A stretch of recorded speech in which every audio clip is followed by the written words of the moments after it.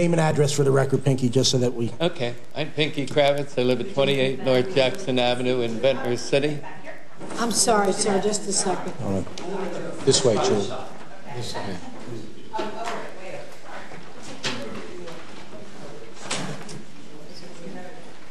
Pinky, would you announce your name and address? I am Pinky Kravitz at 28 North Jackson Avenue in Ventnor City. The question that comes to mind is there a time limit? Is this go on and on, or is there a date that is set? How do you figure when this time comes to start with eminent domain, or how long is the period of time is it going to be for this unit to have 6 months, a year, 5 years? I think there needs to be some sort of a time limit set. Is there? I haven't set a formal time limit. What John and Bert and I have done is we've individually basically cataloged every single property down there. We're reaching out to individual owners. We're going to be a lot more involved. The process is going to be a lot more. There's going to be a lot more communication. That's why we need a subcommittee, because people are confused. What to do? You know, we've had a lot of things that we're supposed to have and did, so now what we really want to do is just pick up the ball, try to get something accomplished down there, make the area better. Is there a formal timeline? No, there isn't, but I mean, we're actively engaging people and encouraging them to come in with projects. And now, see, the problem is for a while, after we lost Pulte, you know, you're trying to see is a new developer going to come in, but the reality, the fact is, the real estate market being what it is, that's just not going to happen. So now we've got to reassess the situation, you know, try to figure out what can be done to improve the area, and kind of start over and do what we can do something reasonable, and that's kind of what we've just completed. That's the task we've completed. I'd like to see it kind of happen in the next year, 2 years. Well, that's my point, is you're going to have someone that's going to do and another neighbor who is not going to do. How long, there's, in my view, there should be a time limit that is set for this so that people know they have to fix within 1 year, 6 months, 30 days. That helps you, and it also lets the people know they have to push on the owners to bring it up to par. If not, they're going to lose it. If you leave it open as you are, then they've got the right to come and say, well, we don't have any limit. We're going to do it. We'll put a nail in here today. We started it. We'll put another nail in 6 months later. You've got a problem with that if you don't have a stop date.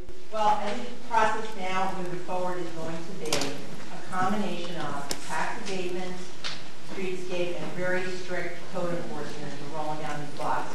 So that it's basically a characteristic method. We're going to try to, you know, for a while there when we were looking for a new developer, I guess, without a direction, we have a better direction now. We're going to use very strict code enforcement, be very organized about it, and use that in combination with tax abatement incentives to try to bring these properties up to code very quickly. So, do I have an exact timeline? No. But somebody is actually going to be proactively looking at the area at all times to make that happen.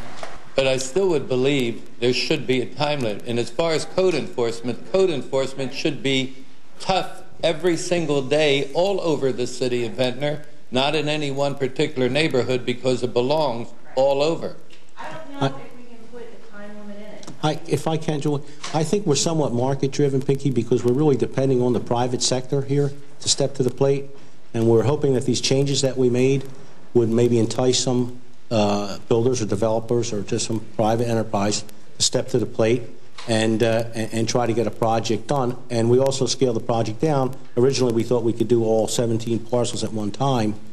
And at this point, we're just hoping that by these changes that we've made, along with abatements, that it'll happen in a smaller area, piece by piece. I wish I could tell you that we could put a time limit on it, but when you're depending on a private enterprise to come in, we're not going to be spending money to be developing things at this point. The time issue is a little tough. I understand your point. It's but how do you make the owner do this? You know, he's got to be up to code. So he's going to do the minimum to get up to that code, and he's going to let these things wallow. I don't understand why there is not a time limit, why that stops, because when the time limit comes, you then have that right to do eminent domain if indeed that is necessary to do. And if you have an owner that's not going to live up to it, It's a good point. how do you but get them out? As far as code enforcement, like you said, has to be on a daily basis, and it will be done on a daily basis. Yeah, but they can do the minimum.